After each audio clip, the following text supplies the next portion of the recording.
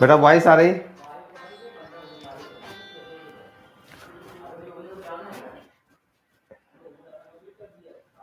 Good evening all of you. Mister Sarfaraz, Sonu Prajapati, Ashwini Yadav, Aarti, Anil, Sonu, Aniruddh. आज हम लोग जो ड्रग की बची हुई चीज है उनको कंप्लीट करेंगे। इस चैप्टर में बहुत लास्ट में थोड़ा बचा है ड्रग वाले पार्ट में,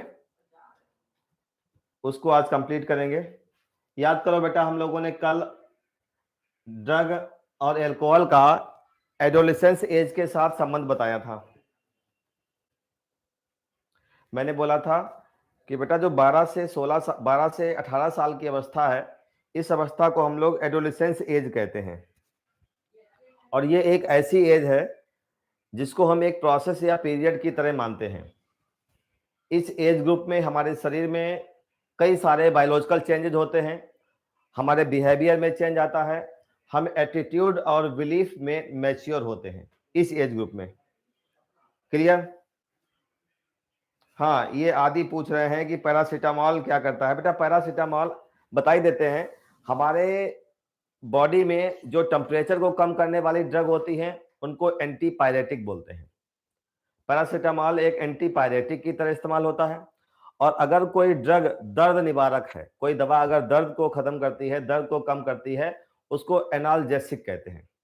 तो एंटीपायरेटिक, एनाल्जेसिक ये शब्द एनसीईआरटी में दिए नहीं है, इसलिए पूछा तो मैंने बता दिया। क्लियर?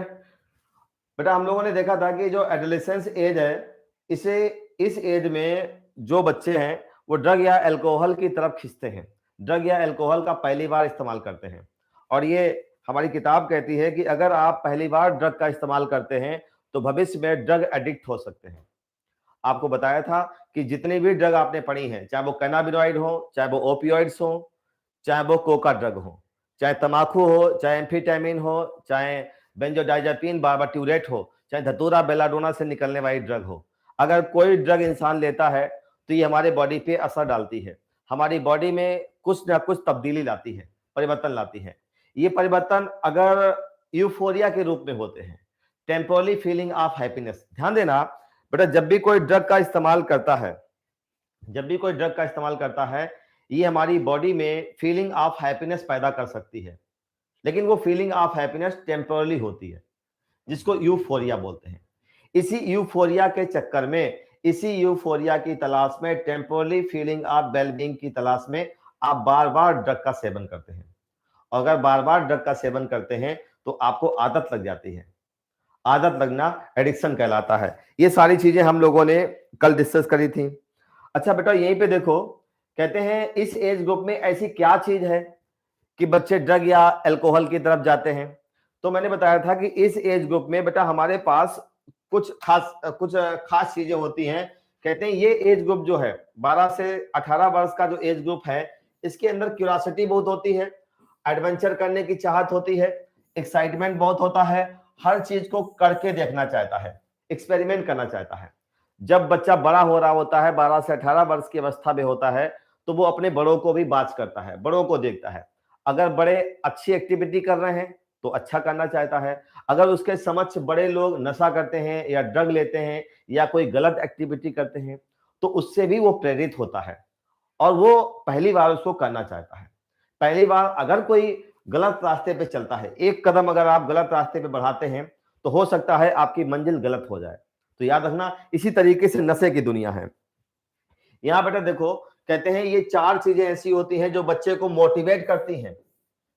किस लिए मोटिवेट करती हैं? ड्रग या अल्कोहल के लिए। तो मैंने कल ही बता दिया था, ड्रग या अल्कोहल के लिए मोटिवेट करती हैं। फिर हम लोगों ने देखा था कि बेटा अगर ये बच्चा, अगर यही एज ग्रुप के बच्चे अगर लगातार ड्रग लेते रहे तो सिचुएशन कॉम्प्लिकेट हो जाती है, बच्चे को नशा करने की आदत लग जाती है। क्लियर?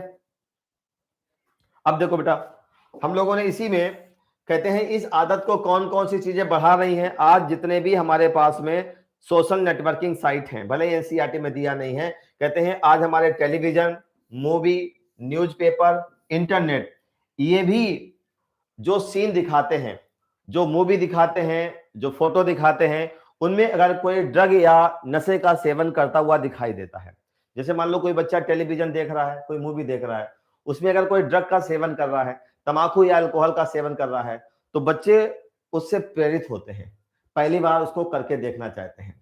अगर किसी परिवार में कोई बच्चा है, उसके बड़े लोग अगर गुटखा खाते हैं, तम्बाकू खाते हैं, तो बच्चा भी उसको करके देखना चाहता है। इस एज ग्रुप के बच्चे सबसे ज्यादा प्रयास करते हैं, क्योंकि उनके अंदर हर चीज को करने की चाह होती है। ध्यान देना।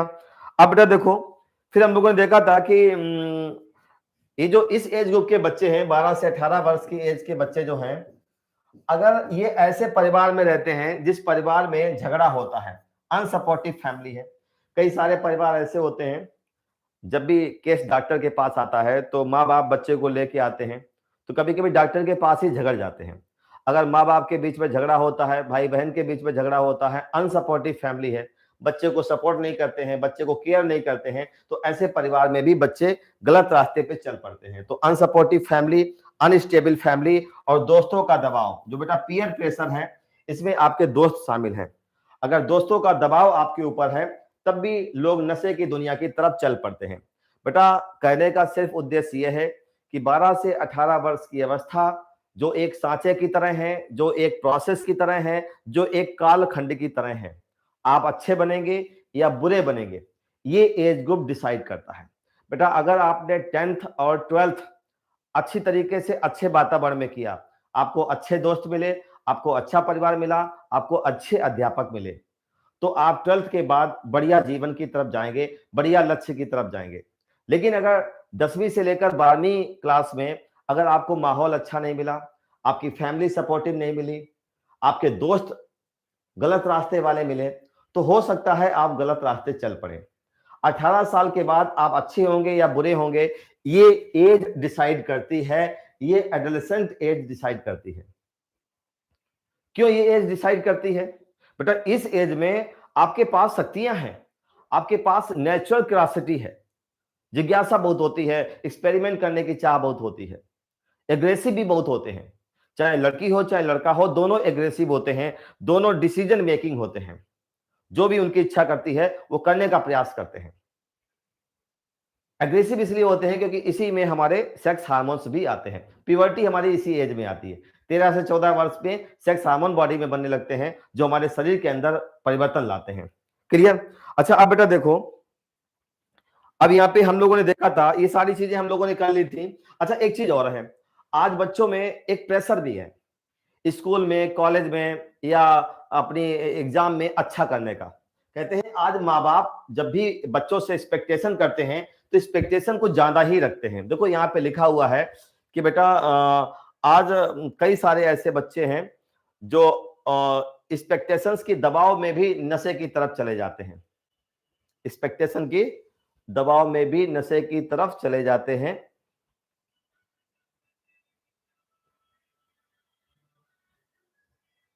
फेसिंग प्रॉब्लम, देखो यहाँ पे एक चीज और लिखी है कि जब बच्चे को कोई प्रॉब्लम आती है, कोई समस्या आती है, उस समस्या को फेस करने के लिए, उस समस्या को कैसे फेस करें, इससे बचने के लिए भी ड्रग का इस्तेमाल करता है। तो कई सारी चीजें हैं, भले यहाँ से इस वाले पैराग्राफ से क्वेश्चन ना फ्रेम हो, लेकिन आपको ये जरूर सोचना है कि व्यक्ति, इस एज का व्यक्ति नशे की तरफ क्यों जाता है, क्या ऐसे कारण हैं जो हमको नशे की तरफ धकेलते हैं। क्लियर? अच्छा अब देखो बेटा आगे, अब आगे देखते हैं। हम लोगों ने देखा था एक शब्द जो आज का टॉपिक है, आज जो स्ट्रीमिंग हुई थी बेटा, उसमें गलती ये हो गई, एडिक्शन लिखना था और एडिशन हो गया। तो एडिक्शन की स्पेलिंग ये थी, कुछ बच्चे मैसेज करें कि सर एडिशन हो गया है, एडिक्शन एक्चुअली ये था। ठीक है, एडिक्शन क्या होता है और डिपेंडेंस क्या होती है, जरा इन दोनों शब्दों को समझो, यहां से क्वेश्चन फ्रेम हो सकता है। देखो एडिक्शन क्या होता है बेटा, एडिक्शन मीन्स ये है कि अगर कोई लड़का, हम यहाँ पे देखते हैं, अपने बोर्ड की तरफ आते हैं, जैसे मान लो बेटा ये लड़का है, ये लड़का है और इसको तंबाकू लेने की आदत है, ये स्मोकिंग करता, मान लो ये स्मोकिंग करता है, इसको स्मोकिंग करने की आदत है, और ये लड़के की उम्र मान लो 17 साल है, 17 साल का लड़का है और स्मोकिंग करता है। तो बेटा ये स्मोकिंग, जैसे मान लो इसने पहली बार स्मोकिंग करी, 17 साल की उम्र में पहली बार स्मोकिंग करी ने, फर्स्ट टाइम, ध्यान देना इसको, 17 साल की उम्र में इसने फर्स्ट टाइम स्मोकिंग करी इसने। अगर आप पहली बार स्मोकिंग करेंगे तो पता क्या वजह होगी? अगर कोई पहली बार कोई नशा करता है, कोई ड्रग लेता है, तो उसकी वजह यह नहीं थी कि वो गलत रास्ते पे चलेगा। उसकी वजह सिर्फ ये होती है, या तो वो किसी बड़े को देखता है, या दोस्त में के दबाव में पीता है सिगरेट, या टेलीविजन मूवी में देखता है कि अरे ये तो इतने बड़े बड़े लोग हैं, इतने पैसे वाले हैं, ये सिगरेट पी रहे हैं, तो लाओ हम भी करके देखें। तो चोरी छुपे पहली बार वो सिर्फ इसलिए करना चाहता है क्योंकि वो करके देखना चाहता है कि ये क्या है, कैसा लगता है, शरीर में इसका क्या प्रभाव पड़ेगा। जैसे बेटा आप तंबाकू का इस्तेमाल करते हैं, पर तंबाकू कहां पे असर करती है? तंबाकू हमारी बॉडी में किडनी के ऊपर ग्लैंड पाई जाती है, मैंने नाम बताया था, बताओ किडनी के ऊपर जो ग्लैंड पाई जाती है क्या नाम था? आंसर दो बेटा, आंसर दो। किडनी के ऊपर कौन सी ग्लैंड होती है? आंसर आने लगा है एड्रिनल ग्लैंड। बेटा इसके ऊपर एड्रिनल ग्लैंड होती हैं। जो तंबाकू के अंदर निकोटीन है, जो तंबाकू के अंदर निकोटीन है, ये बेटा हमारी एड्रिनल ग्लैंड को उत्तेजित करता है, और जैसे एड्रिनल ग्लैंड उत्तेजित होती है, इन ग्लैंड से निकलता है एक हार्मोन, नाम है एड्रिनलिन, नाम है उसका एड्रिनलिन और नॉर एड्रिनलिन। ये जो एड्रिनलिन है जैसे ही बॉडी से निकलता है, जैसे ही एड्रिनल ग्लैंड से निकलता है, ये हमारी बॉडी को अलर्ट कर देता है, हमारा ब्लड प्रेशर बढ़ा देता है, हमारी हार्ट बीट बढ़ा देता है, हमारे शरीर में ऊर्जा का प्रवाह, एनर्जी फील होने लगती है, शरीर एक्टिव हो जाता है। कहते हैं निकोटीन जो होती है ये कुछ पल के लिए हमको एक्टिव बना देती है, अलर्ट कर देती है। ध्यान देना बेटा, अगर हमने पहली बार कोई नशा किया, मान लो तंबाकू ली 17 साल की उम्र में, तो इसलिए नहीं ली थी कि हम गंदे बनेंगे या हम आगे चल के ड्रग एडिक्ट हो जाएंगे। ये हमारा पर्पज नहीं था, ये हमारा मोटिव नहीं था। हमने पहली बार क्यों किया? या तो दोस्तों को देखा, या सफल लोगों को देखा जो टेलीविजन और न्यूज़पेपर में दिखते हैं। आजकल तो एडवर्टाइज होता है तंबाकू स्मोकिंग का, टोबैको च्यूइंग का, और एडवर्टाइजमेंट नीचे लिख देते हैं कि ये करना नुकसानदायक है। लेकिन बच्चे वो नहीं देखते हैं, बच्चे ये देखते हैं कि इतने बड़े बड़े लोग कर रहे हैं, कुछ ना कुछ तो खासियत होगी, तो पहली बार तो वो इसीलिए करता है। अब देखो, जब इसने निकोटीन पहली बार खाई तो ये हलचल शरीर में पैदा हुई। हलचल क्या थी? शरीर को एनर्जी फील हुई, शरीर का बीपी बढ़ा, हार्ट बीट बढ़ गई, शरीर एक्टिव हो गया। अब पहली बार उसको ये फीलिंग आई थी, ये ड्रग का प्रभाव है शरीर के ऊपर। ध्यान देना बेटा, हो सकता है वही बच्चा, सेम बच्चा 10, 15, 20 दिन बाद फिर सोचे कि लाओ वही वाला काम करके देखे। पहली बार तो उसने 17 साल की उम्र में किया था, 2-3 महीने बाद मान लो फिर उसका मन किया, चलो अच्छा चोरी छुपे करके देखते हैं। जैसे सिगरेट पिएगा यही वाले प्रभाव आएंगे, फिर पिएगा फिर यही प्रभाव आएंगे। फिर वो क्या करता है, इन्हीं इफेक्ट की तलाश में, इन्हीं इफेक्ट की तलाश में, जो तंबाकू के पीने के बाद इफेक्ट आए थे, इन्हीं की तलाश में बार बार कोशिश करता है तंबाकू लेने की। जब कोई बार बार तंबाकू लेने की कोशिश करता है, इसको एडिक्शन कहते हैं, लत लगना कहते हैं। ये बार बार क्यों ले रहा है? क्योंकि उसका साइकोलॉजिकल अटैचमेंट है कि तंबाकू खाएंगे तो फीलिंग ऑफ हैप्पीनेस आएगी। तो याद रखना, एक शब्द बेटा आता है एडिक्शन, यही मैं बता दो एडिक्शन क्या होता है। देखो यहां पे एडिक्शन का मतलब होता है, एडिक्शन का मतलब होता है psychological attachment to drug, psychological attachment, psychological attachment to drug effect such as euphoria,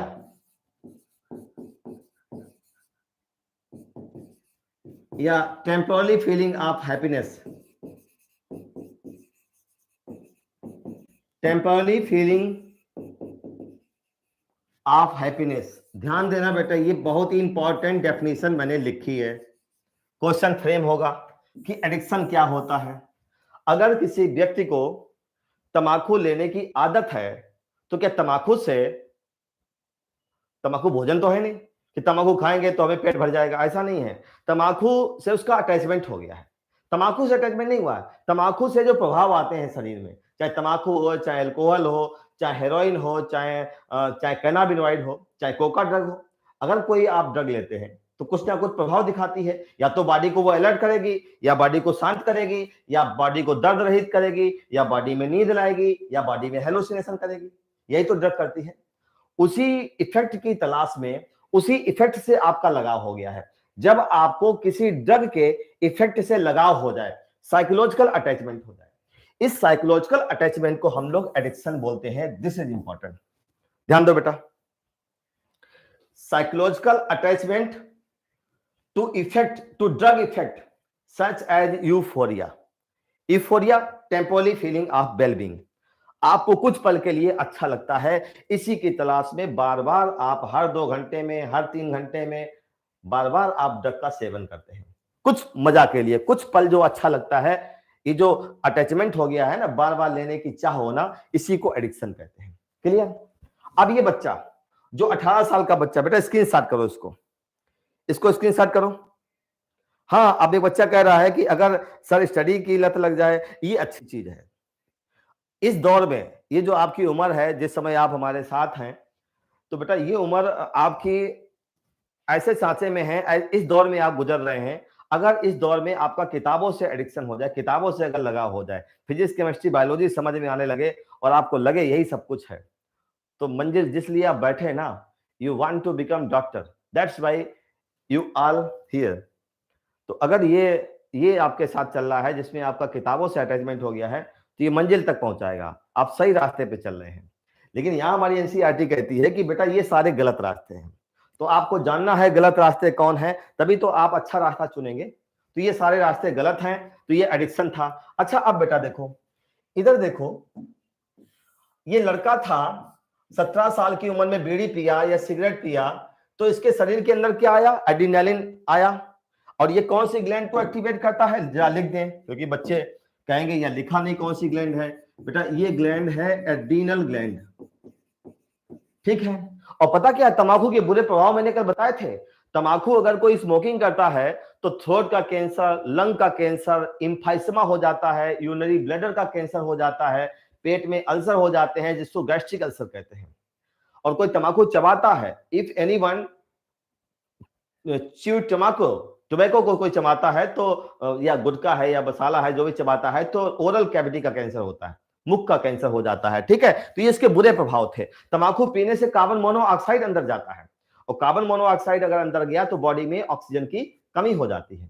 clear? ये सारी चीजें हम लोगों ने डिस्कस करी थी। अब बेटा देखो, अब ये लड़का 17 साल का है, तंबाकू 2 साल से लगातार तंबाकू ले रहा। अब क्या है ना, ये बेटा 17 साल तो शुरू किया था, अब 17 साल के बाद 18 साल, 19 साल का हो गया, तब भी तंबाकू ले रहा है। लगातार 2 साल हो गई है तंबाकू का सेवन करता है।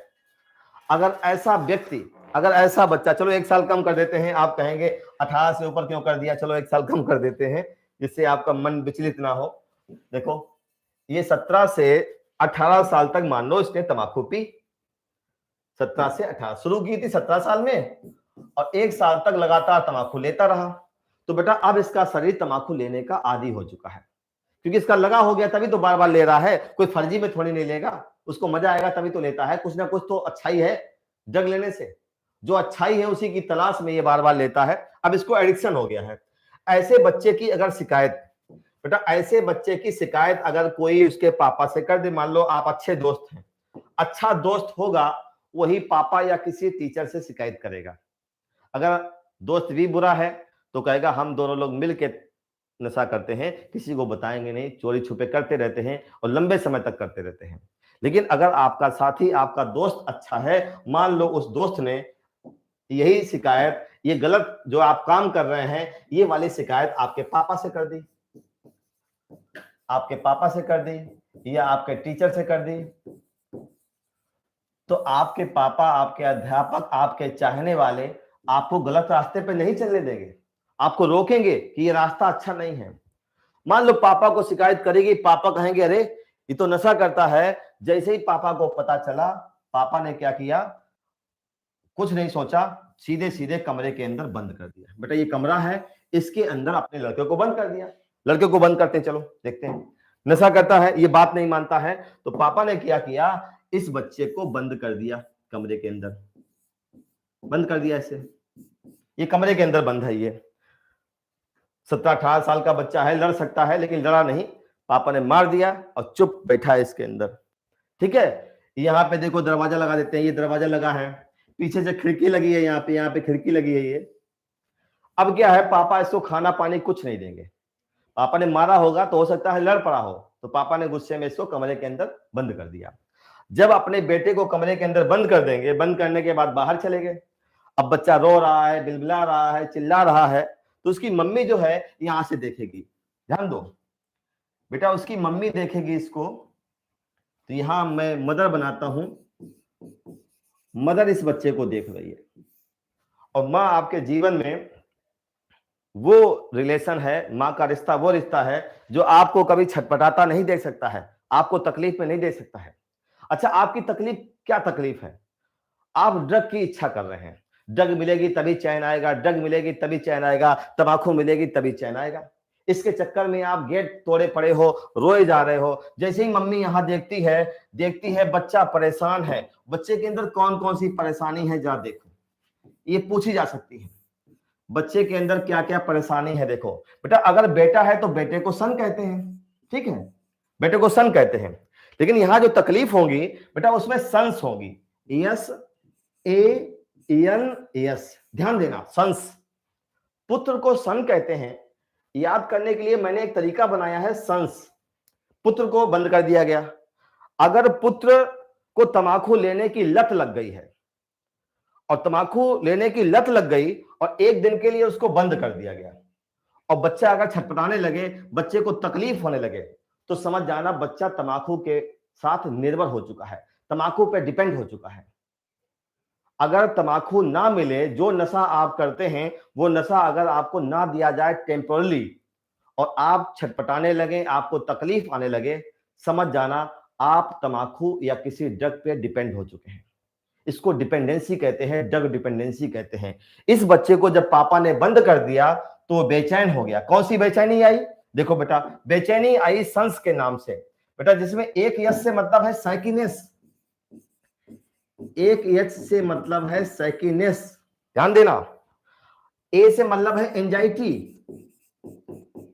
बहुत दुखी होगा, एंजाइटी मीन्स होता दुख, कष्ट, पीड़ा, एंजाइटी कहते हैं। एन से है नौजिया और यस से है स्वेटिंग। बेटा यही पूछा जा सकता है कि अगर कोई ड्रग का सेवन करता है और कुछ पल के लिए ड्रग को डिसकंटिन्यू कर दो, उसको ना दिया जाए, और जो तकलीफ आती है ना ड्रग ना मिलने पे, जो समस्या आती है, जैसे सैकिनेस है, एंजाइटी है, नोजिया है, स्वेटिंग है, कहते हैं अगर तकलीफ वाले सिम्टम आने लगे ड्रग ना मिलने पर, तो ये जो सिम्टम्स हैं इनको हम लोग विड्रॉल सिम्टम कहते हैं। क्या कहते हैं? Withdrawal symptom. This is very important. ये बेटा जो 4 सिम्टम मैंने लिखे हैं, ये चारों सिम्टम कहलाते हैं विड्रॉल सिम्टम, विड्रॉल सिम्टम कहलाते हैं। अगर बेटा ड्रग को ना दिया जाए और विड्रॉल सिम्टम आ जाएं, तकलीफ वाले सिम्टम आ जाएं, समझ जाना बच्चा ड्रग डिपेंडेंट है। अब ड्रग ने उसको डिपेंडेंट बना दिया है, ड्रग के बगैर रह नहीं सकता है, ड्रग नहीं मिलेगी तो छटपटाएगा। ये विड्रॉल सिम्टम कब आते हैं? ये विड्रॉल सिम्टम आते हैं जब बच्चा ड्रग डिपेंडेंट हो जाता है, इसको ड्रग डिपेंडेंस बोलते हैं। कौन कौन से विड्रॉल सिम्टम आते हैं? सन्स, साइकिनेस में झूमेगा, इधर उधर ऐसे झूमेगा, एंजाइटी, ऐसे लगेगा सारी चीज खो गई है, कुछ भी इसके पास नहीं बचा है, चिंता के बादल छाए होंगे, ऐसे लगता है कि कुछ बचा ही नहीं इसके पास, इसको एंजाइटी कहते हैं। नौजिया, उल्टी जैसी करेगा, स्वेटिंग, पसीना पूरे शरीर पे आएगा। मम्मी जब इसको झांक के देखेंगी खिड़की से, देखेंगे मेरा बच्चा बिलबिला रहा है, परेशान है, छटपटा रहा है, तो मम्मी को चैन नहीं पड़ेगा। मम्मी ये वाला खिड़की खोल देंगी, जो मेन गेट है उसको खोल देंगी, बच्चा निकल के बाहर आएगा, मम्मी के कदम चूमेगा कि मम्मी छोड़ दीजिए हमको 10 रुपए दे दीजिए और मुझे जाने दीजिए कुछ पल के लिए। वो 10 रुपए लेके जाएगा और जो बीड़ी या सिगरेट पिएगा, जैसे ही बीड़ी या सिगरेट पिएगा, क्योंकि इसको बीड़ी का नशा है ना, सिगरेट का नशा है, जब बीड़ी या सिगरेट पिएगा तो जितनी तकलीफ है ना, ये जो झटके से आए थे उसको तकलीफ आई थी, ये सारी तकलीफ दूर हो जाती है। आपसे पूछा जाए क्या विड्रॉल सिम्टम खत्म हो सकते हैं, क्या विड्रॉल सिम्टम डिसअपियर हो सकते हैं? विड्रॉल सिम्टम को गायब कर सकते हैं अगर वही ड्रग उसको दे दी जाए। पापा ने 24 घंटे नहीं बंद किया, अभी 5 ही घंटे बंद किया, छटपटाने लगा, मम्मी से दुआ करने लगा कि मम्मी खोल दो, मम्मी नहीं देखेंगी, खोल देंगी, 10 रुपए भी देंगी, वो बीड़ी पी के आएगा, सारी तकलीफ दूर हो जाएगी, बिल्कुल टनाटन हो जाएगा। कहते हैं ये विड्रॉल सिम्टम दूर हो सकते हैं अगर ड्रग को पुनः दे दिया जाए। तो याद रखना, आज हमारे भारत में नहीं, पूरे विश्व में आज न जाने कितने लोग ड्रग से एडिक्ट हो चुके हैं, ड्रग से डिपेंडेंट हो चुके हैं। अब वो बिना ड्रग के रह नहीं पाते हैं, कितनी भी कोशिश करो उनकी ड्रग लेना छूटता नहीं है, नशा करने की आदत छूटती नहीं है। क्या बेटा इतना क्लियर है? विकास, अफजल, अभिषेक, सोनू, क्लियर है बेटा?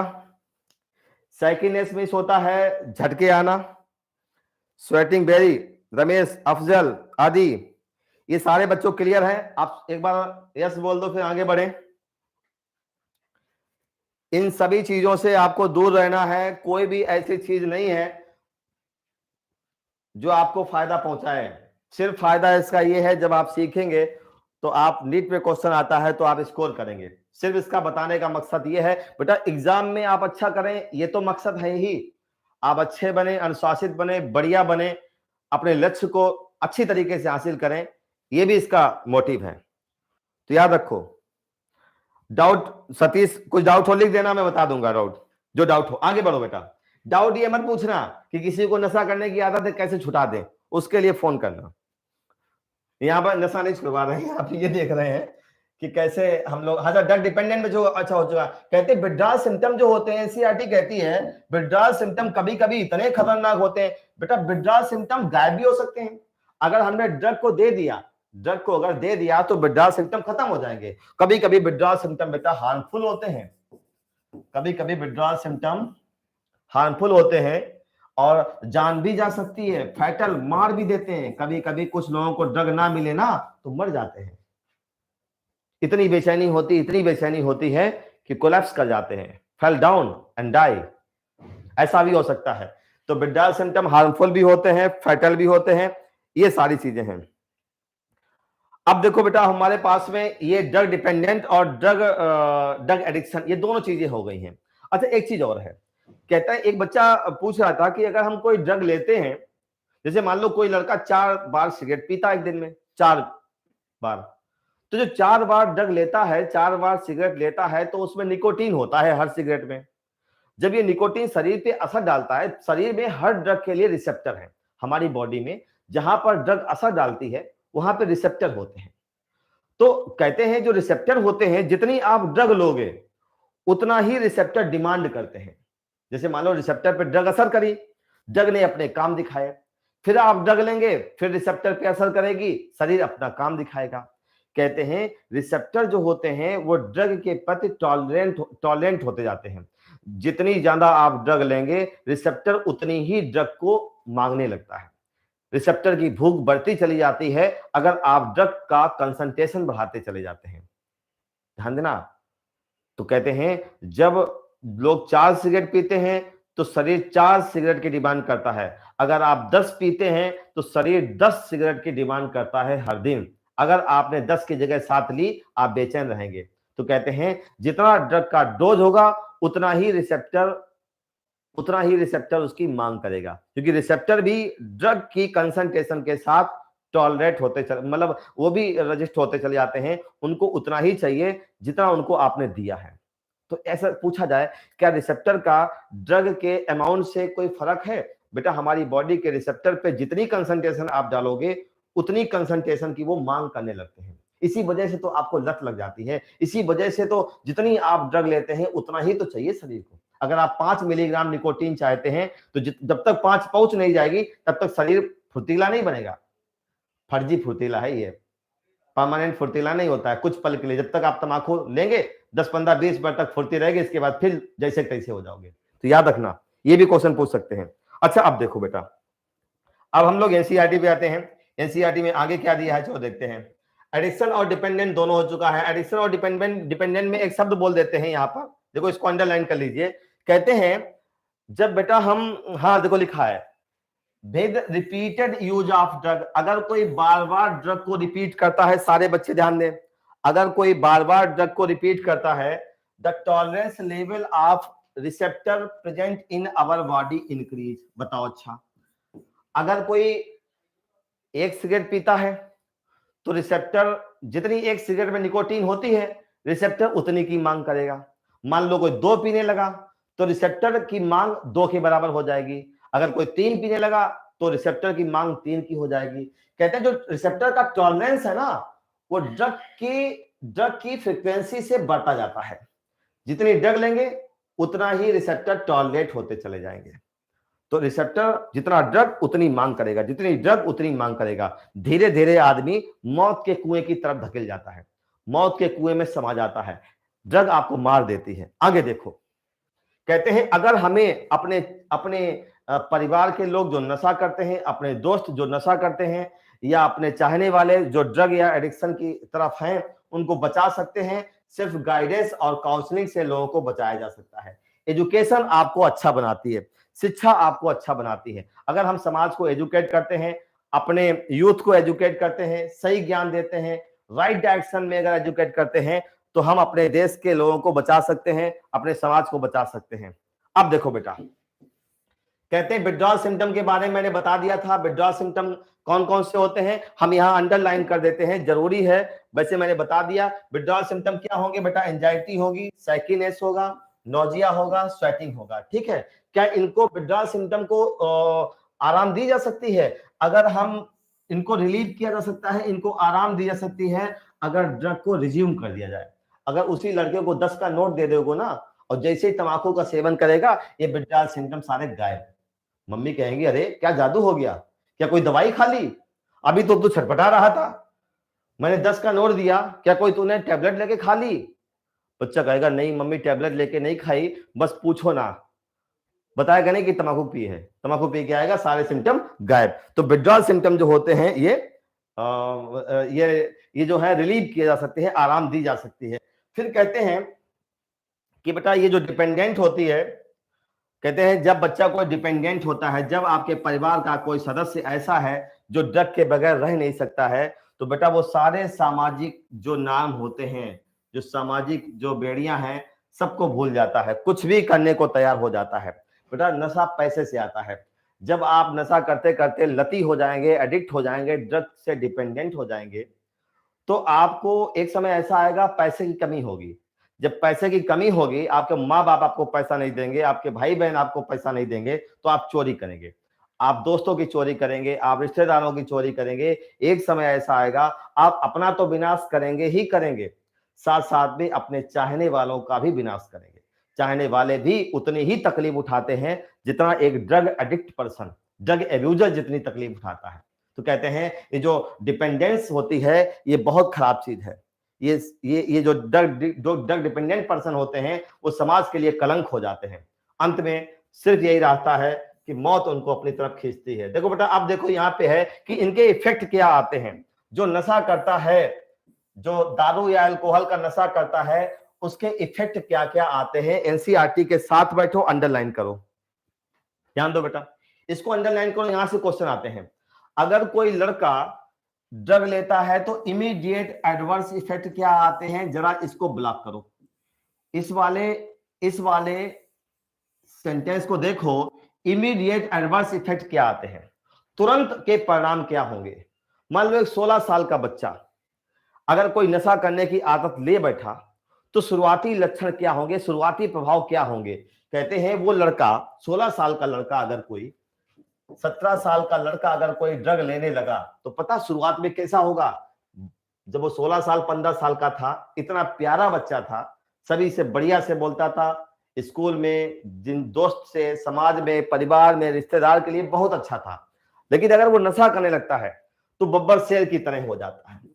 अगर नशा करने लगता है तो बब्बर शेर की तरह हो जाता है। बब्बर में बेटा VVR है, बब्बर शेर।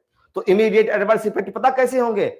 BBR में एक V से मतलब है वेंडलिज्म, दूसरे वाले V से मतलब है वायलेंस, और आर से मतलब है रेकलेस बिहेवियर। ध्यान दो, क्वेश्चन पूछा जाएगा कि नशा करने से जो इमीडिएट एडवर्स इफेक्ट आते हैं वो क्या होंगे।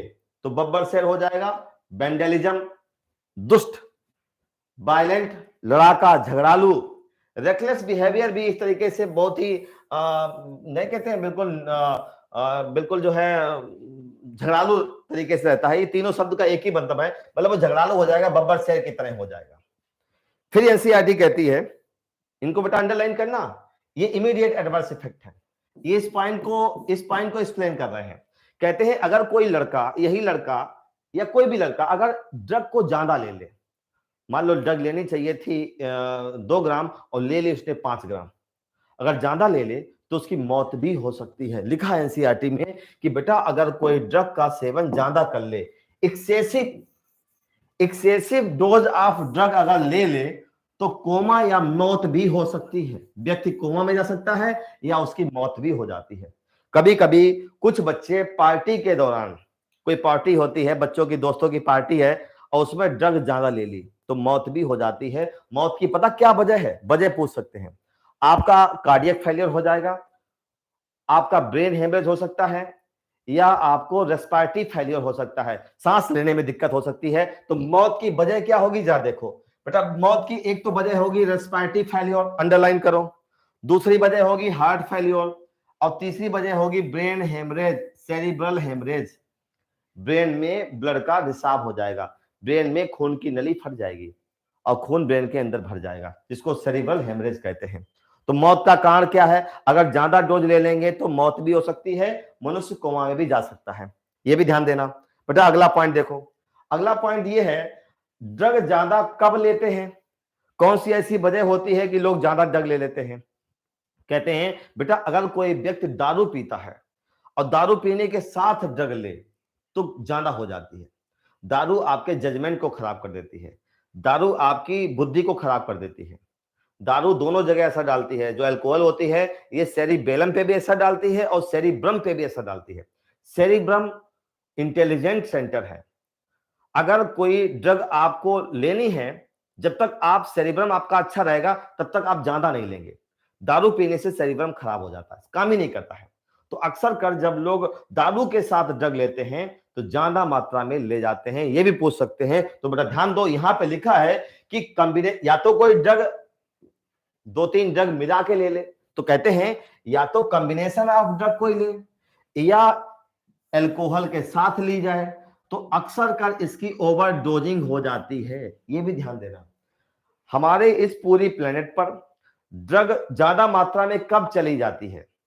जब बेटा कोई लड़का 2-3 ड्रग मिला के ले ले तब ज्यादा पहुंच जाती है, या दारू के साथ अल्कोहल के साथ ड्रग लेगा तब ओवरडोजिंग हो जाती है और ये बेटा मौत का कारण बनती है।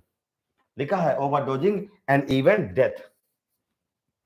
तो कभी भी अल्कोहल के साथ या कई सारे ड्रग को मिला के नहीं लेना चाहिए, ये ओवरडोजिंग की वजह बनती है और overdosing results in death. Death हो जाएगी, मौत हो जाती है। क्लियर? अच्छा, इतनी सारी चीज बेटा समझ में आएगी नहीं बताओ? इतनी सारी चीज क्लियर है? जितने बच्चे जुड़े हैं, तायब खान, अभिषेक यादव, ये सारी चीज। अब बेटा हम लोग आगे बढ़ते हैं, एनसीईआरटी के साथ चलो, अंडरलाइन भी करते चलो, कोई चीज छूटे ना आपकी। अब देखो कहते हैं कि द मोस्ट कॉमन, अच्छा अब देखो कोई बच्चा अगर नशा करता है, मान लो 16 साल का दोस्त आपका नशा करता है, 17 साल का दोस्त आपका नशा करता है, इतना बढ़िया पढ़ने में था, जब तक नशा नहीं करता था बहुत बढ़िया पढ़ने में था, रेगुलर स्कूल आता था, साफ सफाई से रहता था, सबसे प्यार से बोलता था, अनुशासित था, समय समय पर जो है खेल कूद मतलब एक्सरसाइज भी करता था, स्कूल में परफॉर्म भी अच्छा करता था। लेकिन अगर कोई नशा करने लगा तो उसके अंदर एकदम से ढेर सारी तब्दीलियां आएंगी, ढेर सारे परिवर्तन आएंगे। कहते हैं बेटा जो बच्चा ड्रग या नशे का सेवन करता है तो उसके अंदर कुछ वार्निंग साइन देखे जाते हैं, कॉमन वार्निंग साइन। ध्यान दो बेटा, मोस्ट कॉमन वार्निंग साइन क्या होंगे अगर कोई ड्रग लेने लगा है? जो बच्चा इतना अनुशासित हुआ करता था, स्कूल में टॉप 3 में रहता था, सारे टीचर उसको प्रेज करते थे, सारे टीचरों का वो सम्मान करता था, बड़ों का सम्मान करता था, दोस्तों के साथ प्यार से रहता था, कभी एब्सेंट नहीं होता था बिना बताए, आज क्या हो गया देखो इसको।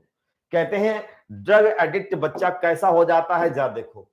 कहते हैं जो ड्रग या अल्कोहल का सेवन करता है उसकी एकेडमिक परफॉर्मेंस डाउन, पढ़ने लिखने में खराब हो गया, स्कूल में बिना बताए एब्सेंट रहेगा, रोज बहाना करेगा कि अरे आज हमारा पेट दर्द था, आज मेरा सर दर्द था, आज मेरा ये था, आज मौसी मर गई, कल दादी मर गई, यही करते करते स्कूल पूरी साल नहीं आएगा। समझ जाना वो गलत रास्ते चल पड़ा है। फिर बात आती है लैक ऑफ इंटरेस्ट, किसी काम में मन नहीं लगेगा। पहले वो क्रिकेट भी खेलता था, वॉलीबॉल भी खेलता था, टेनिस भी खेलता था, आज किसी काम में मन नहीं लगता है। मन किसमें है? तमाकू में। हर पल उसको यही चाह रहती है कि तमाकू मिले, भाड़ में जाए दुनिया। तो देखो क्या है, lack of interest in any. अच्छा तो लैक ऑफ इंटरेस्ट, हाइजीन में भी इंटरेस्ट नहीं होगी उसकी, ठीक है, साफ सफाई में कोई इसका वो नहीं होगा। अच्छा अकेला रहना चाहेगा, आइसोलेट रहना चाहेगा, दुखी रहेगा, डिप्रेस रहेगा, थका हुआ रहेगा, गुस्सा बहुत आएगी, कोई दोस्त पूछेगा अरे भाई थोड़ा नहा भी तो लिया कर, हमेशा गंदा संदा रहता है, तो हो सकता है दोस्त को 2-3 गाली दे दे। मतलब एग्रेसिव बहुत होता है, रेबेलियस, झगड़ालू रहेगा। और डिटोरिएटिंग रिलेशनशिप, किसी से जो रिश्ते बनाएगा, जो पहले हर किसी से दोस्ती रखता था, हर किसी से अच्छा व्यवहार करता था, अब वो रिश्ते उसके नहीं बनेंगे किसी से, ना फैमिली से, ना फ्रेंड से, ना मम्मी पापा से कायदे से बोलेगा, ना दोस्तों से कायदे से बोलेगा, तू तड़ाक गाली गलौज करेगा, किसी से रिश्ते सही नहीं बनेंगे। पापा कुछ कहेंगे, पापा अगर मारेंगे तो वो भी हाथ खड़ा कर लेगा। ऐसा व्यवहार हो जाए तो समझ जाना बच्चा गलत रास्ते चल पड़ा है। इनको वार्निंग साइन कहते हैं। अगर किसी बच्चे में ये सिम्टम दिखाई देते हैं, ये साइन दिखाई देते हैं, तो समझ जाना कि वो हो सकता है नशे की दुनिया की तरफ चल पड़ा हो।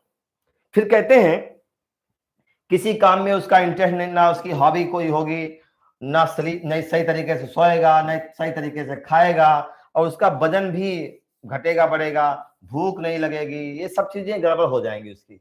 अगर ये सारी चीजें आपके दोस्त में, आपके साथी में, आपके किसी रिश्तेदार में, आपके किसी परिवार के सदस्य में देखने को मिलती हैं, तो समझ जाना हो सकता है वो ड्रग या अल्कोहल का एडिक्ट हो चुका हो। ड्रग या अल्कोहल का एडिक्ट इंसान को, इंसान के बिहेवियर को, इंसान की पर्सनालिटी को खराब कर देता है। इस तरीके से ये सारे बेटा वार्निंग साइन है, इनको अंडरलाइन कर लो, जो आपको कहीं ना कहीं फायदा पहुंचाएंगे। अब देखो, अब बेटा आगे देखो, बीच बीच में बताते चलो बेटा, क्लियर है, ठीक है। तो सोनू प्रजापति, सोनी बीच बीच में बताते चलो। अफजल का अफजल के पापा कह रहे हैं बेटा मेरा गया हाथ से। बेटा कहीं हाथ से नहीं जाएगा, मेडिकल साइंस है, मेडिकल साइंस लोगों को बचा लेती है। तो अंत में हम डॉक्टर्स की बारी आएगी, सबको बचाएंगे। तो अभी तो हम सीख रहे हैं कैसे हम बिगड़ते हैं, जा देखो। अब बेटा अच्छा, फ्लक्चुएशन, फ्लक्चुएशन मीन्स होता है घटना बढ़ना, फ्लक्चुएट होना, कम ज्यादा होना। वजन फ्लक्चुएट होगा, कभी बढ़ेगा कभी घटेगा, कभी दुबला हो जाएगा और सूख के मर भी जाए, ऐसा भी हो जाता है। खाने पीने में मन नहीं लगेगा, साफ सफाई में मन नहीं लगेगा। जो उसकी हॉबी हुआ करती थी, लोगों से मिलना, खाना खाने, बर्थडे पार्टी में जाना, डांस करना, म्यूजिक, सिंगिंग, जो उसकी हॉबी थी, अब कोई हॉबी नहीं बची, कोई दोस्त नहीं बचे, कोई मम्मी पापा नहीं बचा, चुपचाप अकेले रहना पसंद करता है। समझ जाओ कुछ ना कुछ टेंशन है, कुछ ना कुछ बात है। अब देखो कहते हैं, अब देखो बेटा कहते हैं कि दूरगामी परिणाम क्या होंगे। दूरगामी परिणाम, सम फार रीचिंग इंप्लीकेशंस। देखो देखो मैंने 2 परिणाम बताए हैं। एक बताया था immediate adverse effect. Immediate adverse effect में बताया था बब्बर शेयर हो जाएगा, वायलेंट, वेंडलिज्म और रेकलेस बिहेवियर, ये इमीडिएट एडवर्स इफेक्ट थे। दूरगामी परिणाम क्या होंगे? अगर यही बच्चा 10 साल तक ड्रग लेता रहा, 10 साल तक ड्रग लेता रहा, तो पता बुरे परिणाम क्या होंगे? दूरगामी परिणाम ये होंगे कि अब जो एब्यूजर है, जो नशा करने वाला व्यक्ति है, उसको पैसा नहीं मिलेगा, अनएबल टू गेट मनी। देखो यही होगा बेटा, हमारे समाज में होता है ये। हर किसी बच्चे के आसपास समाज में ऐसे लोग मिल जाते हैं जो लंबे समय से दारू या नशा करते आ रहे हैं। अंत में क्या हासिल होता है? पैसा नहीं मिलेगा परिवार से, ठीक है। अब ड्रग और अल्कोहल कैसे खरीदोगे? ड्रग और अल्कोहल खरीद नहीं पाओगे, और आपको पता है ड्रग और अल्कोहल के बगैर रह नहीं सकते हो। जैसे ड्रग नहीं मिलेगी छटपटाओगे, बेचैनी होगी, क्योंकि विड्रॉल सिम्टम आएंगे। अल्कोहल नहीं मिलेगी, बेचैनी होगी।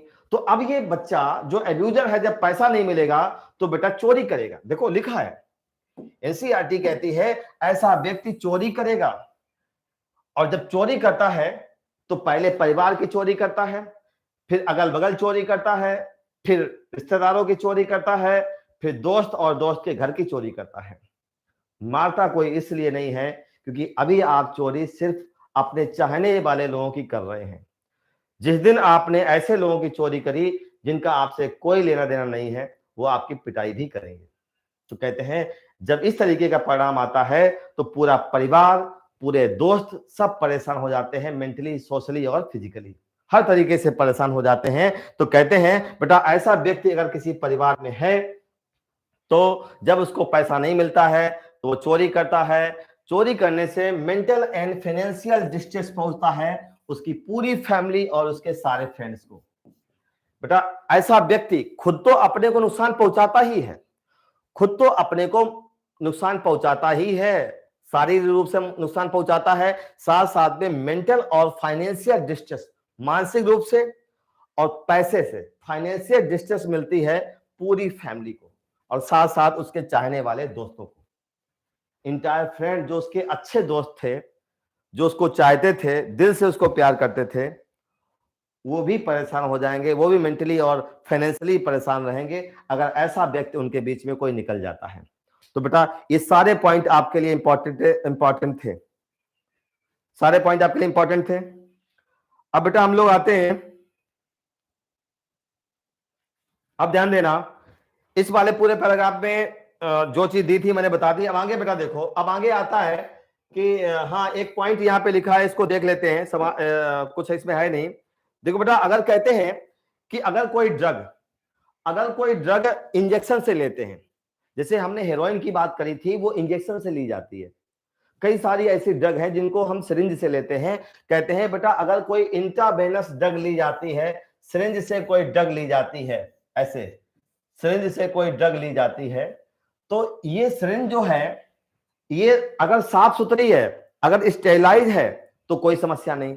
कभी कभी क्या होता है जब नशा करने वाले, ड्रग लेने वाले ढेर सारे होते हैं और सिरिंज एक होती है, तो कई सारी बीमारियां ऐसी लग जाती हैं जो दूषित सिरिंज से फैलती हैं। और आपको पता है दूषित सिरिंज से बेटा HIV फैलता है, एड्स फैलता है, साथ साथ में हेपेटाइटिस बी भी फैलता है। तो कहते हैं जो ड्रग एडिक्ट होते हैं, जो ड्रग का नशा करते हैं और इंजेक्टेबल ड्रग लेते हैं, उनको दो बीमारियां होने का डर रहता है, हेपेटाइटिस और एड्स, हेपेटाइटिस और एड्स।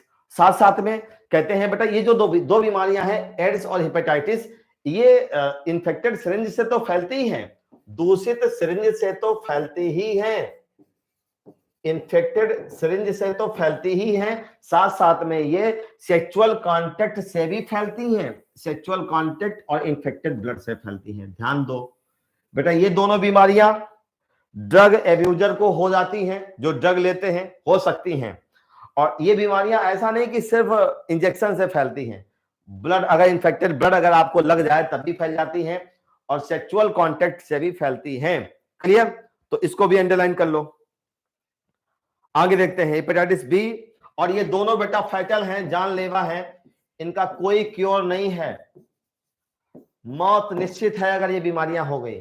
हेपेटाइटिस बी और एड्स ये दोनों फैटल डिजीज हैं, मारक हैं, कोई इलाज इनका नहीं है, इनक्यूरेबल है। आगे देखो बेटा, आगे आते हैं कि अल्कोहल क्या है, अल्कोहल से क्या प्रॉब्लम होती है, जरा देखो, कुछ है ही नहीं इसमें।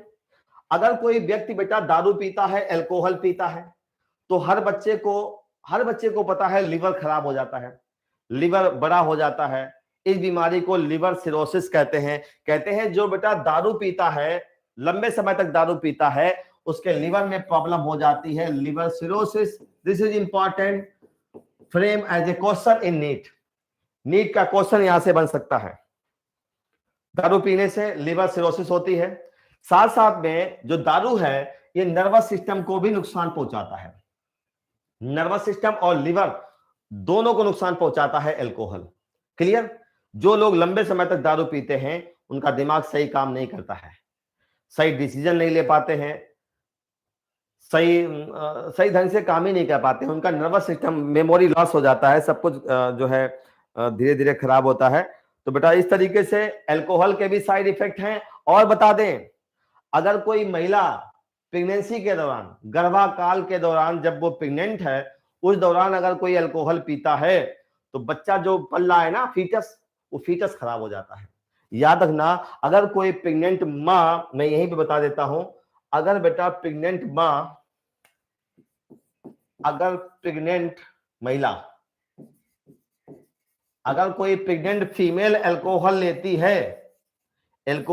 है तो उसका जो फीटस है, फीटस खराब हो जाता है। और फीटस की खराबी को बोलते हैं fetal alcoholic syndrome. Fetal alcoholic syndrome कहीं पे लिख लो, क्योंकि मैं तो यहां लिख सकता हूं, आप तो लिख नहीं सकते हैं इसे, क्योंकि हमारे पास बोर्ड डिजिटल है। अगर कोई प्रेग्नेंट फीमेल प्रेगनेंसी के दौरान दारू पीती है तो उसके फीटस को प्रॉब्लम होती है, फीटल एल्कोहलिक सिंड्रोम हो जाता है, फीटस प्रॉपर तरीके से बन ही नहीं पाता है। 9 महीने बच्चा भी रखा और सब खराब कर दिया। चाहे अल्कोहल हो, चाहे सिगरेट हो, अगर प्रेगनेंसी के दौरान महिला पीती है तो फीटस को डायरेक्ट प्रभाव पड़ता है। क्लियर? इस तरीके से अल्कोहल का बुरा प्रभाव क्या है वो मैंने बता दिया। आगे बढ़ते हैं बेटा। आगे देखो, अब कुछ नहीं है, अब जो बची हुई चीजें हैं उनको हम लोग देख लेते हैं। हाँ, यहां पे इंपॉर्टेंट एक बेटा और इंपॉर्टेंट बात है, बड़ी इंपॉर्टेंट चीज ध्यान देना। आज के जमाने में, आज क्या पहले भी, जो खिलाड़ी हैं, हमारे देश में पाए जाने वाले जो खिलाड़ी हैं, हमारा तो देश इंडिया है, पूरे वर्ल्ड में जो खिलाड़ी हैं, पता चला 25 जनवरी को मैच है, तो 25 जनवरी को जो मैच है उसमें बिल्कुल हैवान की तरह, सुपरमैन की तरह खेलें, तो लोग क्या करते हैं, खिलाड़ी क्या करते हैं, एक दिन पहले ड्रग ले लेते हैं, खेल खेलने से पहले ड्रग ले लेते हैं। और आपको पता है ड्रग सुपरमैन बना देती है। तो कहते हैं आज हमारे जो स्पोर्ट प्लेयर हैं वो अपनी परफॉर्मेंस को बढ़ाने के लिए ड्रग का इस्तेमाल करते हैं। और जो स्पोर्ट पर्सन है वो लड़कियां भी होते हैं, लड़के भी होते हैं, लेकिन उसके बुरे प्रभाव बहुत पड़ते हैं। कहते हैं अगर कोई महिला स्पोर्ट प्लेयर ड्रग का सेवन करती है अपनी परफॉर्मेंस को बढ़ाने के लिए, तो महिला पुरुष जैसी हो जाती है, उसके अंदर पुरुष जैसे साइड इफेक्ट आ जाते हैं। और कोई अगर पुरुष खिलाड़ी, मेल खिलाड़ी ड्रग का सेवन करता है अपनी परफॉर्मेंस बढ़ाने के लिए, तो जो पुरुष है वो महिला जैसा हो जाता है। ये साइड इफेक्ट है। देखो क्या साइड इफेक्ट होते हैं, जरा देखो। कहते हैं अगर कोई स्पोर्ट पर्सन ड्रग लेता है तो सबसे पहला क्वेश्चन बनेगा कौन कौन सी ड्रग ली जाती है। तो बेटा एक है नार्कोटिक एनाल्जेसिक, एक है एनाबोलिक स्टेरॉइड, तीसरा है डायूरेटिक, चौथा है सर्टेन हार्मोन। ये 4 चीजें ली जाती हैं स्पोर्ट पर्सन के द्वारा जिससे कि उनकी परफॉर्मेंस बढ़ जाए। अंडरलाइन, ये क्वेश्चन नीट का यहां से फ्रेम हो सकता है, ध्यान देना, नीट का क्वेश्चन फ्रेम हो सकता। कैनाबिनॉइड का तो एब्यूज करते ही हैं, कैनाबिनॉइड का इस्तेमाल परफॉर्मेंस बढ़ाने के लिए नहीं करते हैं। यहां पे ये वाली ड्रग लेने से शरीर फौलाद की तरह हो जाता है, शरीर सुपरमैन की तरह हो जाता है। तो ये परफॉर्मेंस बढ़ाने के लिए लड़कियां चाहती हैं कि लड़के की तरह बिल्कुल मसल्स हो, मजबूत हो, हड्डियां मजबूत हो, शरीर बिल्कुल एग्रेसिव दिखे, तो ये लड़कियां ड्रग ले लेती हैं खेलने से पहले। तो जो लड़कियां अपनी परफॉर्मेंस बढ़ाने के लिए या स्पोर्ट पुरुष अपनी परफॉर्मेंस बढ़ाने के लिए जो ड्रग लेते हैं वो ये 4 ड्रग हैं, 4 हैं, जिनमें एनाल्जेसिक, एनाबोलिक स्टेरॉइड और डायरेटिक्स और सर्टेन हार्मोन। क्यों लेते हैं? अपनी स्ट्रेंथ को बढ़ाने के लिए। इनके साइड इफेक्ट क्या है जरा देखो। कहते हैं बेटा इनके साइड इफेक्ट बहुत हैं। अगर कोई लड़की इसका सेवन करती है तो लड़कियों में क्या क्या साइड इफेक्ट आते हैं जरा देखो। लड़कियां किसका सेवन करती हैं? एनाबोलिक स्टेरॉइड लेती हैं लड़कियां, जैसे एंड्रोजन है ना, पुरुष हार्मोन, जिसको sex hormone, male sex hormone कहते हैं। अगर कोई महिला मेल सेक्स हार्मोन का इंजेक्शन ले तो वो उसके अंदर पुरुष जैसे फीचर आ जाएंगे। तो जो एनाबॉलिक स्टेरॉइड होता है वो एक तरीके से मेल सेक्स हार्मोन ही है, क्लियर, एंड्रोजन जैसे, ठीक है। तो इसमें क्या होगा, महिला हो जाएगी बिल्कुल पुरुष जैसी, इसको बोलेंगे मैस्कुलिनाइजेशन हो जाएगी, पुरुष जैसी, गुस्सा बहुत आएगा, एग्रेसिव हो जाएगी, ध्यान देना बेटा। साथ साथ में मूड स्विंग, पता चला कब गुस्सा है कब नाराज है समझ में ही नहीं आता, पल भर में खुशी होगी, पल भर में दुखी होगी, पल भर में थप्पड़ मारेगी, इसको कहते हैं मूड स्विंग, पता ही नहीं, क्लियर। फिर कहते हैं डिप्रेशन, दुखी बहुत रहेगी, डिप्रेस रहेगी। मेंस्ट्रुअल साइकिल, जो मेंस्ट्रुअल साइकिल है वो एबनॉर्मल हो जाएगी। बॉडी पे अनचाहे बाल आएंगे, लड़कियों के बाल नहीं होते हैं चाहे चेहरे पे, ठीक है, चेहरे पे बाल आ जाएंगे, है मुस्टैक्स हैं, बियर्ड्स हैं, सब आ जाएंगे, एक्सेसिव हेयर फेस और बॉडी पे। क्लाइटोरिस बेटा इनलार्ज कर जाएगा, ध्यान दो, क्लाइटोरिस इनलार्ज कर जाएगा, आवाज लड़कों की तरह मोटी हो जाएगी। ये सब साइड इफेक्ट हैं अगर कोई female sport player taking drug for their performance to improve their performance, अगर अपनी परफॉर्मेंस बढ़ाने के लिए, अपनी मसल्स को मजबूत करने के लिए, पुरुष जैसा बनने के लिए, पुरुष जैसी ताकत दिखाने के लिए अगर कोई महिला एनाबॉलिक स्टेरॉइड का सेवन करती है तो ये सारे साइड इफेक्ट उसके शरीर पे आते हैं। इंपॉर्टेंट है ये, बताइए, सारे अंडरलाइन करो। अब देखो, अब पुरुषों में क्या होता है, अगर कोई पुरुष ये केमिकल लेता है अपनी परफॉर्मेंस बढ़ाने के लिए, तो पुरुषों में बेटा आ जाते हैं महिला जैसे लक्षण। देखो क्या होंगे पुरुषों में, जब देखते हैं मेल्स में क्या क्या होगा। इन मेल्स में चेहरे पे मुहासे आ जाएंगे, एक्ने को मुहासे कहते हैं, ये भी गुस्सैल हो जाएंगे, इनका भी मूड स्विंग होगा, ये भी डिप्रेस रहेंगे, लेकिन इनके टेस्टिस का साइज छोटा हो जाएगा, जहां स्पर्म बनते हैं ना टेस्टिकल्स, उनका साइज छोटा हो जाएगा, रिड्यूस इन साइज। फिर कहते हैं स्पर्म भी कम बनेंगे, ऐसे लोगों के स्पर्म कम बनते हैं। और कहते हैं किडनी और लिवर जो हैं ये सही तरीके से काम नहीं करते हैं, इनकी ताकत कम हो जाती है, किडनी और लिवर इनके काम करने की ताकत कम हो जाती है, ठीक है। ब्रेस्ट भी आ जाएंगे इसमें, पुरुषों में ब्रेस्ट नहीं होते, ब्रेस्ट इनलार्ज हो जाएंगे, ठीक है, गंजे हो जाएंगे, समय से पहले गंजे हो जाएंगे। पोस्टेड ग्लैंड बेटा सेक्सुअल रिप्रोडक्शन पढ़ेंगे ह्यूमन का, ह्यूमन में सेक्सुअल रिप्रोडक्शन ही होता है बेटा, इसमें पोस्टेड ग्लैंड बड़ी हो जाती है। ये सारे साइड इफेक्ट हैं मेल स्पोर्ट प्लेयर के, ध्यान देना। इस तरीके से किडनी लिवर डिस्फंक्शन, पोस्टेट बड़ी होना, टेस्टिस का साइज छोटा होना, स्पर्म का प्रोडक्शन कम होना, ठीक है, मूड स्विंग होना, डिप्रेस होना, एग्रेसिव होना, ये सारे, और गंजा होना, समय से पहले गंजा होना, ये सब पुरुष में साइड इफेक्ट आएंगे अगर ड्रग लेते हैं आप, ठीक है। और कहते हैं अगर कोई 12 से 18 वर्ष का लेता है, मान लो बेटा कोई 12 से 18 वर्ष का ले रहा है, और 12 से 18 वर्ष की अवस्था पता क्या होती है, एडोलेसेंस एज होती है। अगर कोई एडोलेसेंस एज का लड़का या लड़की इनको लेता है तो लंबाई नहीं बढ़ती है, जो लंबाई बढ़नी चाहिए वो नहीं बढ़ती है। तो बेटा ध्यान देना, रमेश वर्मा, विशाल कश्यप, मिस्टर सरफराज, बिल्कुल बेटा ये इसमें सरप्राइज नहीं हो, ये हकीकत है और चीजें आप जान लो। क्वेश्चन बनेगा हमारा, अगर स्पोर्ट प्लेयर कौन सी ड्रग अपनी परफॉर्मेंस बढ़ाने के लिए इस्तेमाल करते हैं, क्वेश्चन बनता है, किसी बच्चे गलत नहीं होना चाहिए। क्या साइड इफेक्ट आते हैं, एक बार मैंने अपने मुख से बोला, आप बार बार पढ़ोगे, आपके ब्रेन में जाएगा, 100% जाएगा। इधर देखो, 12 से 18 वर्ष का अगर कोई बच्चा, अगर कोई युवा या युवती इनका सेवन करता है तो उसकी लंबाई नहीं बढ़ेगी। क्यों? क्योंकि जो हड्डियों में ग्रोथ सेंटर होते हैं वो समय से पहले ही बंद हो जाएंगे, और जब ग्रोथ सेंटर बंद हो गए तो क्या लंबाई बढ़ेगी। तो कहते हैं कि अगर कोई लड़का लड़की 12 से 18 वर्ष में ये वाले हार्मोन जो थे इनका सेवन करती है तो बॉडी में एक्ने आ जाएंगे, शरीर और चेहरे पे दाने आएंगे। प्रीमेच्योर, समय से पहले ग्रोथ सेंटर जो हड्डी में होते हैं वो बंद हो जाएंगे। Premature closure of growth centre of long bone, लंबी बोन में ग्रोथ सेंटर जो होते हैं वो पहले से बंद हो जाएंगे, समय से पहले बंद हो जाएंगे। तो लंबाई क्या बढ़ेगी? लंबाई नहीं बढ़ती है। तो स्टंटेड ग्रोथ रह जाएगी, चेहरे और पूरी बॉडी पे एक्ने आएंगे। क्लियर? ये सारे सिम्टम। अच्छा, स्टंटेड ग्रोथ देखो, बौने रह जाओगे।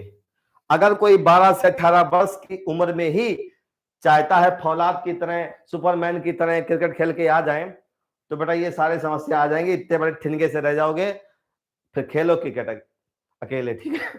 ध्यान देना, अगर कोई एडोलेसेंस एज का करता है तो ये सारे सिम्टम्स आते हैं। हाँ, ये जो आदि हैं बिल्कुल सही पहचाने हैं, 3 फुट के रह जाएंगे। और बेटा ये इसलिए ऐसे बताते हैं जिससे आपके ब्रेन में इम्प्रिंट बन जाए कि हाँ सर ने ऐसे हंसते हुए बताया था।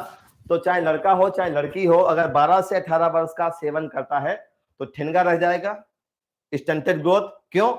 जो लंबी बोन के ग्रोथ सेंटर है समय से पहले बंद हो जाएंगे, बॉडी और चेहरे और शरीर पर एक्ने आएंगे जिनको हम लोग मुहासा कहते हैं। इधर देखो, अब बिल्कुल लास्ट हेडिंग देखो, बिल्कुल लास्ट हेडिंग बेटा इस चैप्टर का हमने रस रस एक एक लाइन हमने इसकी देखी है, हर लाइन पढ़ी है और इंपॉर्टेंट चैप्टर है। क्वेश्चन 3 क्वेश्चन तो आते ही है, 3 से 4 क्वेश्चन भी फ्रेम हो सकते हैं इस चैप्टर से। अंत में देखो कुछ नहीं है, अंत में कहते हैं अब प्रिवेंशन एंड कंट्रोल की बारी आती है। अगर कोई ड्रग एब्यूजर है, अगर कोई ड्रग एब्यूजर है, उसको अच्छा बनाना बहुत कठिन है। कोई नशा करने की लत लगा बैठा है, जिसको 10 साल से ड्रग लेने की आदत पड़ी है, बेटा उसको वापस लाना बहुत कठिन होता है, वापस नहीं लाया जा सकता है। डॉक्टर प्रयास करते हैं, सब कोई प्रयास करता है, बहुत कम चांस होते हैं उसको सही बनाने का, सही नहीं बन पाता है। तो साइंस कहती है, हमारी एनसीईआरटी कहती है कि बेटा हम प्रिवेंशन क्यों ना कर लें, हम गलत रास्ते पे चलने ही ना दें, हम ड्रग को सेवन करने ही ना दें अपने बच्चों को। तो क्या करें, कौन कौन सी ऐसी कोशिश है जो आपको करनी चाहिए, आपके पापा को, आपके टीचर को, आपके चाहने वालों को, आपके बड़ों को, आपके साथ कैसा व्यवहार करना चाहिए, कौन सी ऐसी कोशिश आपको अच्छा बनाएगी, ये एनसीईआरटी कहती है। जरा देखो, कहते हैं बेटा एक पुरानी कहावत है, ओल्ड एज ओल्ड एडेज है, एक पुरानी कहावत है कि prevention is better than cure. बेटा एक पहले की कहावत है, prevention is better than cure. हम जब इलाज करें, बीमार होने के बाद इलाज करें तो क्या फायदा, क्यों ना हम पहले इसको प्रिवेंट कर लें, क्यों ना रोकथाम कर लें। Prevention is better than cure. NCERT कहती है कि बेटा हमें सबको पता है कि 12 से 18 वर्ष की उम्र में बच्चा बिगड़ जाता है, और अगर इस उम्र में बिगड़ा तो संभाल नहीं पाएंगे आप। तो कहते हैं यही एक ऐसी एज है जिसमें हमारे पापा मम्मी, हमारे टीचर और हमारे जो बड़े हैं, जो हमारे गार्जियन हैं, उनको आपसे, आपके प्रति ध्यान देना है, आपके साथ, आपसे अलर्ट रहना है, थोड़ा सा मतलब उनको सेंसिटिव बन के रहना है। ये एज ग्रुप जो होता है बहुत ही सेंसिटिव है। तो कहते हैं सभी को पता है कि जो बेटा ये वाली एज ग्रुप होती है, यही सबसे ज्यादा सेंसिटिव एज ग्रुप है। तो हम क्या करेंगे, हम बेटा हर सिचुएशन को आइडेंटिफाई करेंगे, best to identify the situation that may push an adolescent toward the drug and alcohol. कहते हैं अगर हमारे गार्जियंस को, अगर हमारे टीचर को, अगर हमारे पेरेंट्स को, अगर हमारे हमसे बड़ों को जानकारी है कि हम अपने बच्चे के प्रति कैसा व्यवहार करें, बच्चे इस उम्र में बिगड़ते हैं, हमें इस उम्र में बच्चों के साथ कैसे बन के रहना है, अगर हमें ये आता है तो हमारे बच्चे गलत रास्ते पे नहीं चलेंगे, ऐसा साइंस कहती है। तो क्या करना चाहिए, कहते हैं इसी एज ग्रुप में आपको ध्यान देना है। अगर हमें सही समय पे पता चल गया तो हम उपाय कर सकते हैं, उसको सही रास्ते पे चला सकते हैं। देखो बेटा क्या दिया इसमें, कहते हैं कि देखो इसमें लिखा है कि पेरेंट्स और teachers have a special responsibility. Parents और टीचर की स्पेशल रिस्पॉन्सिबिलिटी है, जिसमें इस एज ग्रुप पे ध्यान देना है। सभी को पता है इस एज ग्रुप में बच्चे क्यों नशा करते हैं, क्या ऐसी वजह है। चलो बेटा हमारे पास जो प्रिवेंटिव मेजर है उनकी बात करें, जहां पे क्वेश्चन बन सकता है, जहां मुझे बताना लाजमी है, जो मैं बताने जा रहा हूं। ध्यान दो बेटा, कहते हैं एक पहला पॉइंट है, आपके पेरेंट्स को, आपके गार्जियंस को अनड्यू पीयर प्रेशर नहीं बनाना है। अगर बच्चा 12 से 18 वर्ष की उम्र में है तो अनचाहा प्रेशर बच्चे पे मत डालो। सच्ची सुनना बेटा, अनचाहा प्रेशर बच्चे पे मत डालो। लिखा है हर बच्चा अपनी एक ताकत लेके पैदा हुआ है, हर बच्चे के पास अपनी एक चॉइस है, उसकी अपनी पर्सनालिटी है, जिसका माँ बाप को सम्मान करना चाहिए और बच्चे की केयर करनी चाहिए। अगर आपके 2 बच्चे हैं या 3 बच्चे हैं, तीनों के पास जरूरी नहीं कि उतनी ही ताकत हो कि वो आईएएस बन जाए। हर बच्चे के पास आईएएस बनने की ताकत नहीं है, हर बच्चे के पास मेडिकल कॉलेज पहुंचने की ताकत नहीं है। हर बच्चे की अपनी एक पर्सनालिटी है, अपनी एक चॉइस लेके पैदा हुआ है, उस चॉइस और पर्सनालिटी का सम्मान करना चाहिए गार्जियंस को, पेरेंट्स को। जबरदस्ती नहीं कि नहीं तुमको पढ़ना ही है, तुमको 100 में 80 लाने हैं, मार मार के 80 लगाने का प्रयास कर रहे हो। जब तक मार खाएगा जब तक 18 साल से छोटा है, जैसे 18 साल से बड़ा हुआ। अभी एक बच्चे ने लिखा था कि हाथ में नहीं रहेगा, हाथ से बाहर हो जाएगा, फिर यही होगा। तो कहते हैं कि उसके ऊपर फालतू का प्रेशर मत डालो। फिर कहते हैं कि बेटा जैसे वो कुछ भी करना चाहता है, चाहे वो पढ़ना चाहता हो, चाहे वो खेलना चाहता हो, चाहे वो कोई एक्टिविटी करना चाहता हो, उसके ऊपर अनड्यू पीयर प्रेशर मत डालो। अगर उसको कोई खेल खेलना पसंद है मतलब क्रिकेट खेलना पसंद है। अब तुम सोचते हो सचिन तेंदुलकर बनना है तुमको, तुम सचिन तेंदुलकर बनोगे तो क्रिकेट खेलोगे, नहीं तो क्रिकेट नहीं खेलोगे। अगर ऐसा दबाव डालोगे, बेटा हर कोई क्रिकेटर सचिन तेंदुलकर नहीं बन सकता है। चाहे वो स्पोर्ट में जाना चाहता हो, चाहे वो पढ़ना चाहता हो, चाहे वो कोई एक्टिविटी करना चाहता हो, आपको बेवजह दबाव नहीं बनाना है कि तुमको टॉपर ही बनना है। अगर हमारे गार्जियंस, हमारे पेरेंट्स, हमारे टीचर्स, हमारे चाहने वाले हमारे ऊपर बेवजह दबाव नहीं डालेंगे, तो हमारे अंदर एंजाइटी नहीं आएगी, हमारे अंदर टेंशन नहीं आएगा, हमारे अंदर डिप्रेशन नहीं आएगा, और हम गलत रास्ते पे नहीं चलेंगे। क्योंकि बेवजह का प्रेशर भी तो हमको ड्रग और अल्कोहल की तरफ ले जाता है। तो हमारी साइंस कहती है, एक तो बेवजह प्रेशर हमारे पेरेंट्स को बच्चों पे नहीं डालना चाहिए, ये पहला पॉइंट था। दूसरा पॉइंट बेटा ये है, दूसरा पॉइंट है एजुकेशन एंड काउंसलिंग। अगर बच्चे को एजुकेट किया, उसकी काउंसलिंग करी, तो भी हम बच्चे को बचा सकते हैं। बेटा जब 12 से 18 साल की उम्र में बच्चा होता है, तो इसको सफलता और असफलता दोनों मिलते हैं। अगर मार्क अच्छे आए तो खुशी मिलती है, मार्क्स थोड़े कम आए तो दुख होता है। तो सक्सेस और अनसक्सेस दोनों यहां पे मिलती हैं। सक्सेस आपको हैप्पी बनाती है, अनसक्सेस आपको दुखी बनाती है। तो साइंस कहती है बच्चे को ये बताना चाहिए, काउंसलिंग करनी चाहिए, एजुकेट करना चाहिए, माँ बाप को एजुकेट करना चाहिए, टीचर को एजुकेट करना चाहिए कि सफलता और असफलता जीवन का हिस्सा है। सफलता में आप अगर खुश रहते हैं, अगर आप हैप्पी होते हैं, अगर आप इतराते हैं, तो बुरे वक्त में आप घबराए नहीं। ये दोनों लाइफ की जर्नी है, सफलता और असफलता दोनों आएंगे, आपको दोनों को टैकल करना है, बढ़िया तरीके से टैकल करना है। अगर हम अपने बच्चों को सफलता और असफलता दोनों को टैकल करने का रास्ता बताते हैं, तो वो कभी डेविएट नहीं होगा, कभी गलत रास्ते नहीं चलेगा। तो एजुकेशन और काउंसलिंग दो ऐसे हथियार हैं जो आप अपने बच्चे को बता सकते हैं, वो हर पल हर जंग को जीतता चला जाएगा। ध्यान देना, फिर भी कहा गया है कि बच्चे को हमेशा पढ़ने के लिए ही मोटिवेट मत करो, दिन भर दबाव डालो तुमको पढ़ना है पढ़ना है पढ़ना है। बेटा पढ़ने के दौरान वो स्वस्थ भी रहे, वो हेल्दी भी रहे। तो कई सारे आज आपके पास ऐसी एक्टिविटी हैं जो आपकी हेल्थ को इंप्रूव करती है। हमारी एनसीईआरटी कहती है कि आज अगर हम खेलते हैं, कोई भी गेम खेलते हैं, कोई भी स्पोर्ट में जाते हैं, तो हम हेल्दी बनते हैं। चाहे स्पोर्ट हो, चाहे रीडिंग हो, चाहे म्यूजिक हो, चाहे योगा हो, ये भी तो आपको हेल्दी बनाते हैं। तो पेरेंट्स को बच्चों को पढ़ाई के साथ साथ में अन्य क्यूरिकुलर एक्टिविटी जो होती हैं, जिनको एक्स्ट्रा क्यूरिकुलर एक्टिविटी होती है, उधर भी बच्चों को थोड़ा भेजना चाहिए। 24 घंटे में आधा घंटे एक्सरसाइज पे देना चाहिए, 10-15 मिनट म्यूजिक पे, डांसिंग पे थोड़ा देना चाहिए, जिससे बच्चे स्मार्ट भी रहें, हेल्दी भी रहें। मान लो पढ़ लिख के कलेक्टर बन गए, डॉक्टर बन गए, आईएएस बन गए, और हेल्थ ही नहीं बची, तो क्या करेंगे वो, क्या देश की सेवा करेंगे। तो कहते हैं कि हम अपने बच्चे को काउंसलिंग और एजुकेशन से भी अच्छा बना सकते हैं। फिर कहते हैं बेटा एक पॉइंट और है, इन पॉइंट को एक्सप्लेन कर देते हैं कि seeking help from parents and peer. अगर कोई बच्चा नशा करने लगा है, गलत रास्ते चल पड़ा है, तो उसके पास दो लोग हैं, पेरेंट्स और पीयर्स। उसको तुरंत अपने पेरेंट्स और दोस्तों की मदद लेनी चाहिए, अच्छे दोस्तों की मदद लेनी चाहिए।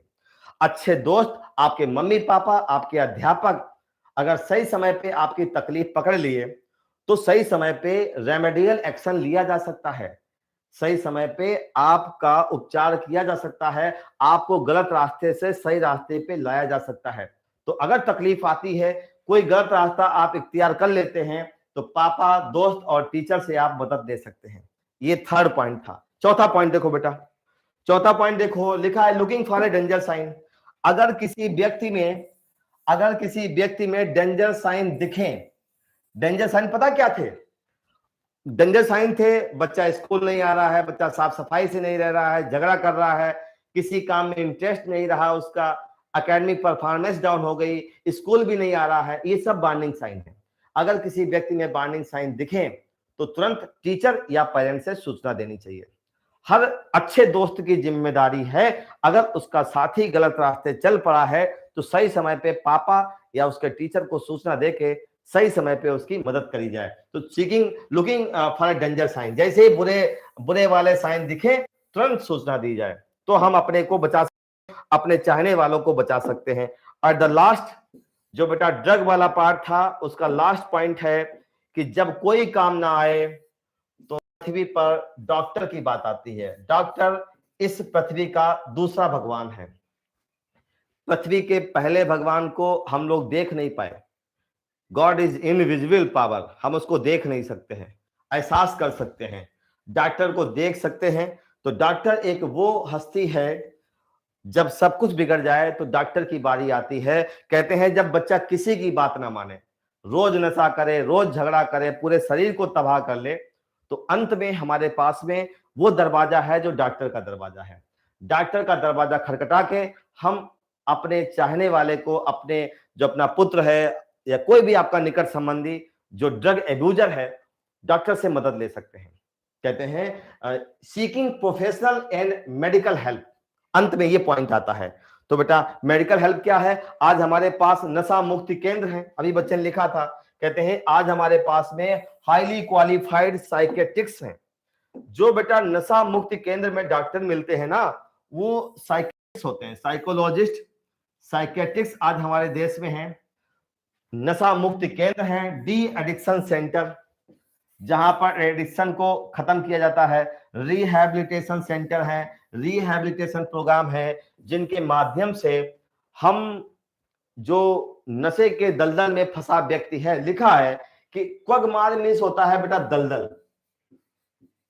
क्वगमार्ग मीन्स होता है दलदल, दलमल लिख दिया है मैंने, दलदल होता है बेटा, ऐसे कर देते हैं। क्वगमार्ग मीन्स होता है दलदल। जो नशे की दुनिया है ये एक ऐसा दलदल है जहां से निकलना बहुत कठिन है। आप आसानी से नहीं निकल सकते हैं बेटा। अगर आपको नशे के दलदल से, क्वगमार्ग से निकल के बाहर आना है तो आपकी अपनी विल पावर भी होनी चाहिए। वही व्यक्ति नशा छोड़ सकता है जो स्वयं चाहता है नशा छोड़ना।